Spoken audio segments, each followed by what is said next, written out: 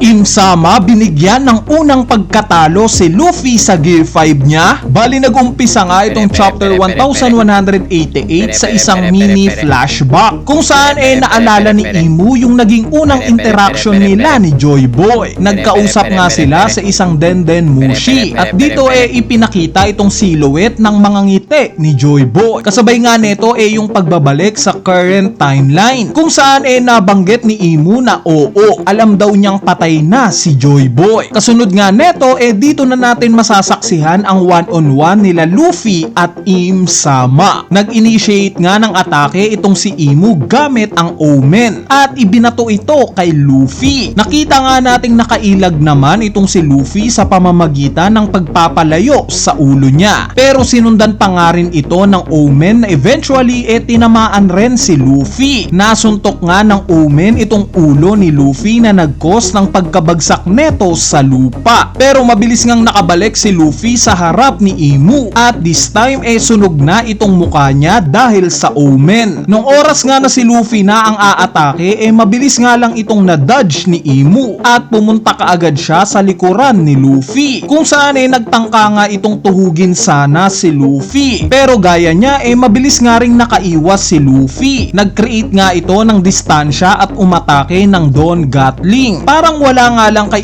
Imu itong ginawang atake ni Luffy dahil nasalag niya ito gamit itong armas niya. Sa sumunod na panel naman nag-create na naman itong si Imu ng Omen na may mga muka similar sa pinroduce niya in last chapter. Sunod-sunod nga niya itong ibinato papunta kay Luffy para sundan ito na mabilis rin namang tinakbuhan ni Luffy. Pero nung papalapit na ito sa kanya agad nga siyang humarap at pinagsusuntok isa-isa itong mga Omen na to ng Jet Gatling. Ang naging resulta nga nito sumabog ang mga Omen sa harap ni Luffy. Ipinakita nga rin sa isang panel itong si Imu na hindi na-impress sa pinaggagawa ni Luffy. At dito bigla ngang nag-transform into genie itong si Luffy. Tinatawag nga niya itong Majin.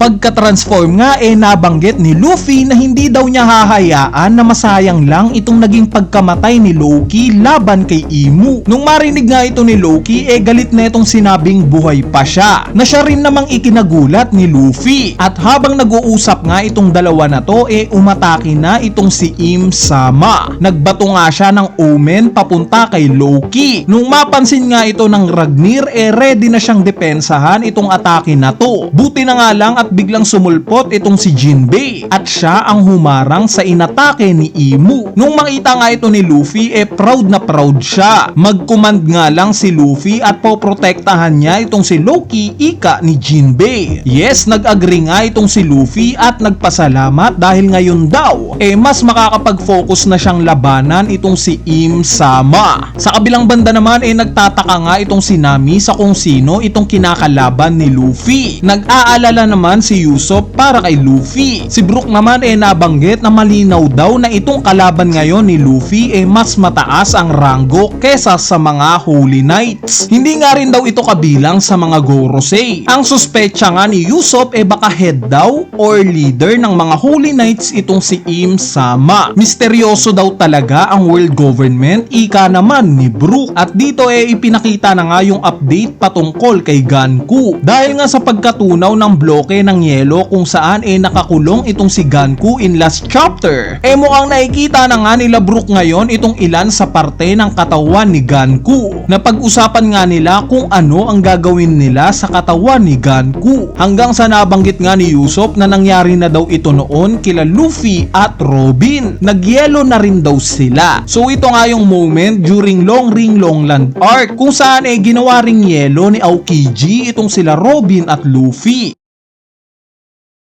Sa sumunod na panel naman nakita nga rin ni Imu yung sitwasyon ni Ganku. Pero natuon nga itong pansin niya sa naka-afro na tinatawag daw si Ganku bilang Princess Shuri. May hint nga na hindi makapaniwala itong si Imu sa existence ni Brook. Bali habang nangyayari nga ito ginrab ni Luffy itong pagkakataon para sorpresang umatake. Umatake nga siya ng sucker punching bullet kay Imu. Kung saan mabilis nga lang rin itong nasalag ni Im-sama. At dito nag-counter attack nga si Imu gamit itong omen niya. Nalagyan nga niya ng omen sa dibdib itong si Luffy. At nung oras nga na tinarget na ito ni Imu para sa attacking stigma, agad ngang nirelease ni Luffy itong transformation niya para maiwasan itong stigma gaya ng nangyari kay Loki. Tumalsik nga papalayo si Luffy. Pero kung inaakala niya na tapos na, agad ngang nag-follow up itong si Imu ng isa na namang omen. Pinagbabato nga niya ito kay Luffy na siya namang mabilis na gustong iwasan ni Luffy ang mga ito. Habang tumatakbo nga para maiwasan itong mga omen, bigla ngang nag-create itong si Imu ng isang panibagong armas mula sa itim na bilog sa likuran niya. Tinatawag nga niya itong armas na to na Sword of the Wailing Void. Makikita nga natin kung gaano ka-espesyal itong espada na to dahil sa itim na apoy na bumabalot sa talim neto. Bali itong pag-create nga ni Imu ng espada nakita nating naapektuhan ang environment sa kapaligiran. At nung oras nga na nakahanap na ng tiyempo itong si Luffy para sa opening ni Imu, kinuha na nga niya yung tsansa. Mula nga sa itaas dali-dali niyang aatakihin sana itong si Imu. Pero mabilis ngang lumipad papunta sa harap niya itong si Im-sama na ikinagulat naman ni Luffy. At dito nagkasalubong na nga itong si Imu at itong omen na humahabol kay Luffy. Kaya naman ang naging resulta neto natuhog mismo ni Imu itong dibdib ni Luffy. Habang nangyayari nga ito nabanggit ni Imu na alam daw niya na si Luffy hindi si Joy Boy. Bakit? Dahil yung kilala nga daw niyang Joy Boy hindi ganito kahina. So makikita nga natin sa panel na to kung gaano ka-devastated itong si Luffy. Mukhang ito na nga yung unang pagkakataon na matatalo si Luffy na meron na siyang Gear 5. At dito na nga nagtatapos itong chapter 1188.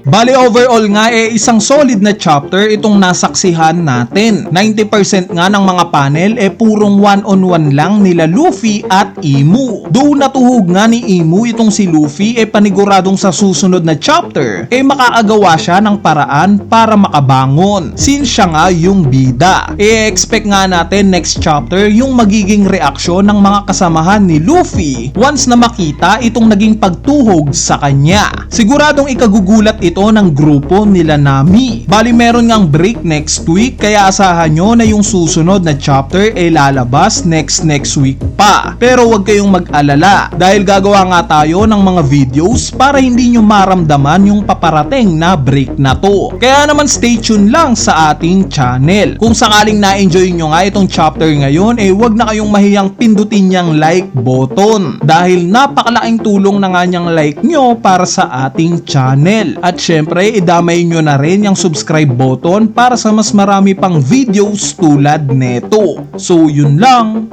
Peace!